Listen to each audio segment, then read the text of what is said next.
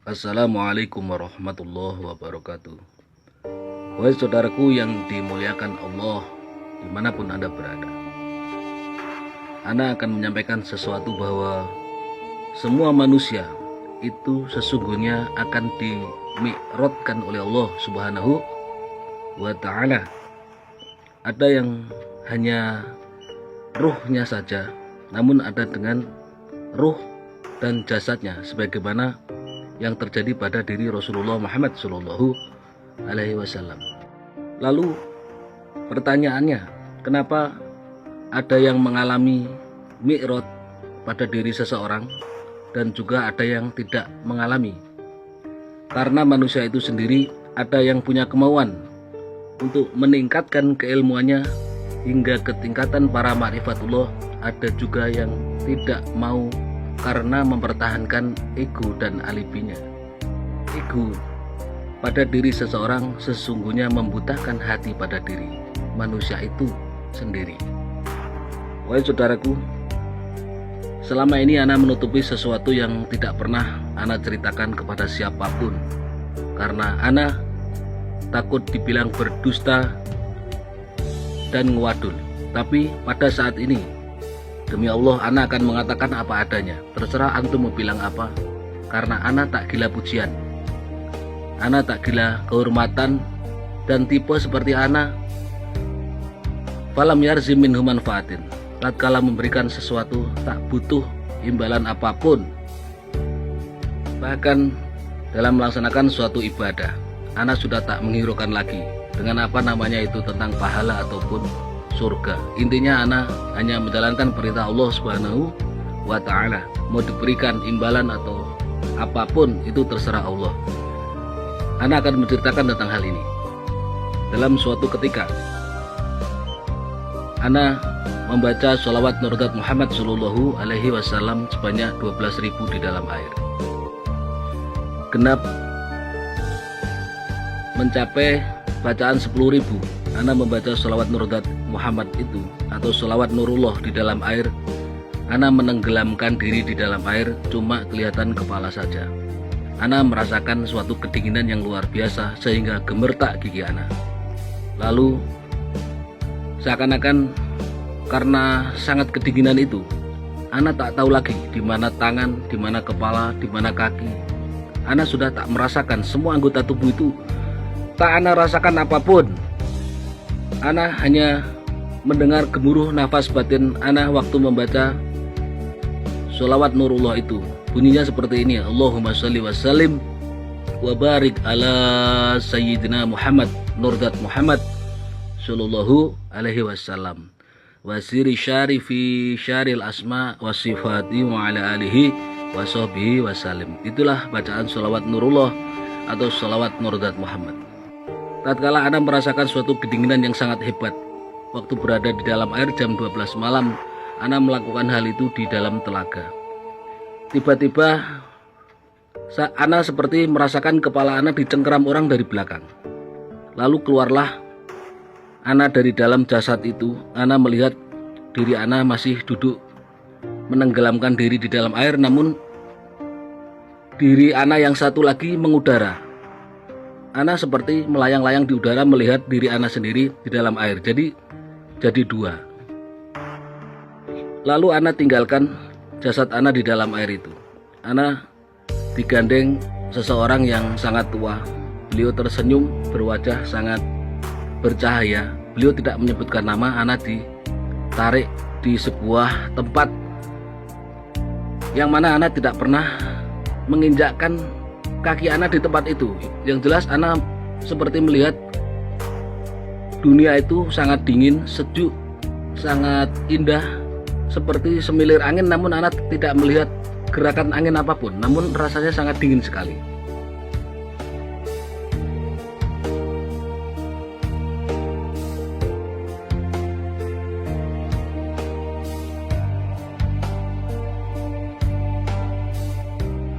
Tiba-tiba Ana melihat kerumunan orang banyak sekali, seakan-akan memenuhi jagat raya ini. Timur, barat, utara, selatan penuh dengan orang yang berjubah warnanya serba hijau, semuanya serba hijau. Dan mereka mengatakan, ya Allah, ya Hudum, ya Allah, ya Hudum, ya Allah, ya Hudum. Itu yang mereka ucapkan. Artinya, dan mereka mengatakan, ya Allah, bantulah saya, ya Allah, bantulah saya. Itu yang anak dengar dan anak lihat di alam itu. Lalu, wahai saudaraku, anak ditepuk oleh kakek itu.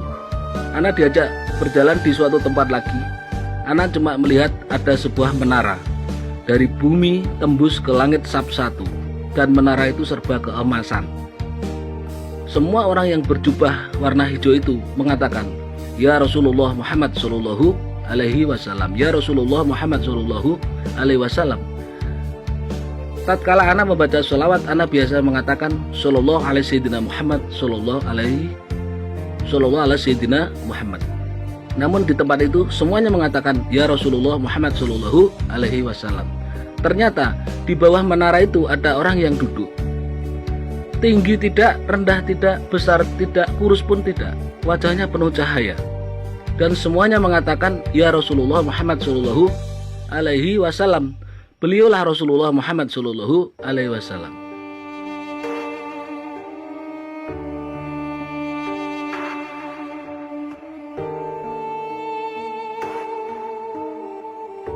Wahai saudaraku, anak ingin bersalaman dengan beliau. Namun sebelum sampai ke beliau, anak ditepuk lagi oleh kakek itu. Kakek itu mengajak anak lagi jalan di suatu tempat. Anak tidak tahu gimana ceritanya melintasi tempat itu. Anak seperti berjalan secepat kilat karena ditarik oleh kakek itu. Anak juga tidak tahu melewati apa. Tahu-tahu sampai anak di sebuah tempat seperti bangunan yang sangat indah. Tak terlukiskan keindahan bangunan itu. Semuanya seperti serba keemasan. Di sana orang-orang yang berjubah hijau itu memenuhi tempat itu tadi. Berada di tempat itu lagi. Dan semuanya mengatakan, ya Allah, ya Rahman, ya Rahim, ya Allah, ya Rahman, ya Rahim. Itu yang anak lihat. Lalu anak bertanya ke kakek itu, kek, ini tempat apa? Anak bertanya seperti itu. Kakek itu yang menarik anak dari dalam air. Maaf, ini tidak mimpi ya. Karena waktu saya berendam di dalam telaga itu, anak tidak mimpi. Anak duduk bersila, membaca sholawat Nurullah 12.000. Lalu ruh anak dicabut keluar dari jasad. Jadi anak tidak mimpi. Demi Allah, anak ceritakan ke antum, ini tidak mimpi. Lalu kakek itu mengatakan, hada Firdaus. Itulah taman surga Firdaus. Engkau percaya silahkan. Tidak juga hak antum. Bahkan antum mau memotong lidah saya pun, itu yang anak lihat dan pernah anak alami. Ruh anak pernah dicabut keluar dari jasad, diajak jalan sampailah ke taman surga Firdaus. Lalu Rasulullah Muhammad Sallallahu Alaihi Wasallam yang anak lihat di bawah sebuah menara keemasan tadi, tiba-tiba sudah ada di depan pintu taman surga Firdaus. Lalu beliau memberi nama ke anak. Demi Allah, mau antum mau percaya mau enggak, silakan. Anak baru punya keberanian untuk mengatakan sekarang ini. Anak sudah menutupi cerita ini berpuluh-puluh tahun. Rasulullah memberi nama ke anak Sunan Hayat. Beliau mengatakan artinya hayatun, orang yang hidup di dalam kematian. Namun orang yang mati di dalam kehidupan. Itu nama yang diberikan ke anak. Artinya hidup di dalam kematian dan mati di dalam kehidupan. Sunan Hayat. Demi Allah, itu yang nama yang diberikan oleh Rasulullah ke anak.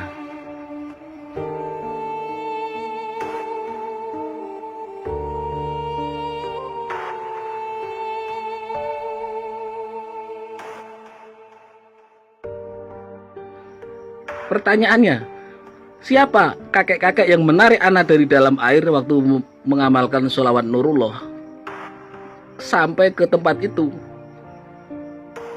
Beliau mengatakan, Abul Abbas Ahmad Baya bin Malhom. Tahu antum siapa beliau? Abul Abbas Ahmad Bayak bin Malcolm. Satu-satunya nama itu adalah Nabiullah Khidir alaihissalam. Karena ana sudah pernah bertemu dengan Nabi Khidir, ana berikan ciri-ciri beliau. Nabi Khidir punya ciri-ciri yang tidak ada di manusia satupun di jagat raya ini. Nabi Khidir telapak tangannya empuk seperti kapas dan tidak ada garis tangan. Antum lihat, kita ini ada garis tangan, beliau tidak ada. Karena ana sudah mencium tangan beliau, jadi ana melihat bahwa garis tangan beliau itu tidak ada. Telapak tangannya lurus, tidak ada garis tangan, namun tangan beliau empuk seperti kapas. Itu Nabi Khidir. Jika ada yang mengatakan Nabi Khidir telapak tangannya ada garis tangannya, itu bukan beliau.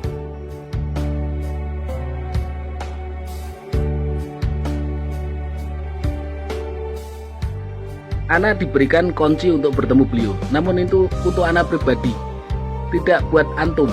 Maka jika ana terkadang mengatakan ana menerima nasihat dari Sayyidina Khidir, itu demi Allah sesungguhnya ana tidak bercanda ya.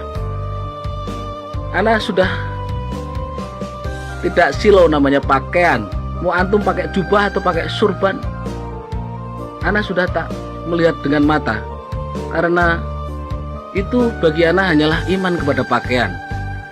Makom itu bukan kelihan bicara, bukan pakaian, bukan hafalan. La ya'riful wali ilal wali. Yang bisa mengetahui kewalian seseorang hanya wali-wali Allah. Tatkala seseorang belum dilantik oleh Nabi Khidir, belum memasuki makom aulia, dia tidak akan bisa mengetahui kewalian seseorang. Paham tum?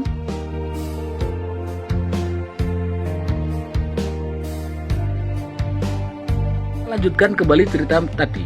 Tatkala Nabi Khidir mengatakan bahwa itu adalah taman surga Firdaus, ana kebingungan. Berarti ana tidak di dunia. Pemikiran ana waktu itu, ana bersujud di tanah di sana. Ya Allah, ini bukan tempat saya. Lalu bagaimana cara kembalinya ke tempat dunia lagi? Itu yang pernah ana alami. Ana bersujud di tanah, ya Allah, bagaimana cara kembali lagi? Bukankah yang jalan-jalan itu cuma ruh ana gitu? Pemikiran ana waktu itu. Karena jasad ana tinggalkan di dalam air di telaga. Tiba-tiba Nabi Khidir itu mengusap rambut ana, seakan-akan membelai-belai seperti kepada anaknya, dan ana sudah berada di air lagi. Wahai saudaraku, ana menceritakan tentang hal ini agar antum mengetahui tentang wali dan sesungguhnya wali. Yang melantik para aulia itu semuanya Nabiullah Khidir alaihissalam. Kenapa ana menceritakan ini? Jangan sampai antum merangkul seseorang karena menguntungkan bagimu, karena bermanfaat bagimu, tentang karirmu atau tentang apa sesuatu yang bisa mendukungmu, maka engkau mengatakan dia wali karena menguntungkan bagimu. Ana ceritakan tentang hal ini. Semua para wali itu yang melantik Nabiullah Khidir alaihissalam, biar antum paham. Antum artikan makna yang terkandung di dalam ucapan ana ini. Kenapa ana bisa mengatakan seperti ini? Nabiullah Khidir alaihissalam sendiri yang mengatakan bahwa semua para aulia yang melantik adalah beliau. Semoga bermanfaat. Setelah ana berada di air, tiba-tiba ana disalami oleh seseorang yang suara itu tidak asing lagi. Almarhum Abah almarhum Abah ana yang menemui ana waktu mengamalkan sholawat Nurullah di dalam air itu. Ana ditanya ke Abah, pengalaman apa yang ana alami waktu menenggelamkan diri di dalam telaga waktu membaca sholawat Nurdat Muhammad. Namun ana tidak cerita. Namun beliau sudah tahu karena almarhum Abah ana itu sering bertemu dengan Nabi Khidir. Wahai saudaraku yang dimuliakan oleh Allah, dimanapun anda berada di seluruh jagat raya ini, itulah yang bisa ana berikan pada pagi ini. Semoga ada barokahnya. Itu cerita mengenai Mi'raj. Kesimpulannya, seluruh manusia di jagat raya ini akan mengalami Mi'raj tatkala dia sudah melintasi fase demi fase, step by step alam, lapisan alam. Namun manusia itu mau tidak untuk melewati fase-fase itu. Tingkatan lapisan alam yang pertama, alam hijab. Orang pada umumnya yaitu alam syariat. Lalu memasuki alam ahlul istilal. Lalu dia akan memasuki fase namanya jam'un atau ihsan. Baru dia akan memasuki alam ma'rifatullah. Kadang orang merasa puas tatkala dirinya sudah bisa bermain dengan bangsa lelembut atau bangsa jin. Itu namanya alam kasut. Di atas alam kasut masih ada alam malakut. Di atas alam malakut ada alam lahut. Seseorang harus melewati fase-fase semua itu, baru bisa memandang Allah di dalam setiap yang dipandangnya. Fahim tum? Itulah yang dinamakan dengan manunggaling kawula Gusti. Terkadang seseorang terjebak hanya melihat sebuah surban yang gede, jubah yang panjang, lalu dia mengatakan Imam Mahdi. Lalu melihat orang yang hafalannya banyak, lalu dianggap seorang wali, mendewa-dewakannya. Padahal ngaji gembar-gembor, ketawa-ketawa tatkala dikasih amplop. Fahim tum? Falam yarzi minhu manfaatin. Berikan sesuatu tanpa mengharapkan sesuatu. Tak perlu dikenal, tak perlu ujian apapun dari antum. Antum mau memanggil anak dengan nama siapapun terserah. Anak juga tak perlu pujian. Intinya pagi ini Ana ingin menyampaikan sesuatu sebagai amanah yang harus saya sampaikan dan sudah tersampaikan. Karena Sayyidina Khidir alaihissalam memerintahkan Ana untuk menyampaikan hal ini. Kata beliau, sebagai transformer harus menyampaikan. Setelah Ana sampaikan, tak ada lagi beban dan dosa bagi Ana karena udah Ana sampaikan. Sekali lagi, mau antum percaya mau enggak silahkan, Ana sudah menyampaikan. Akhirul kalam. Assalamualaikum warahmatullahi wabarakatuh.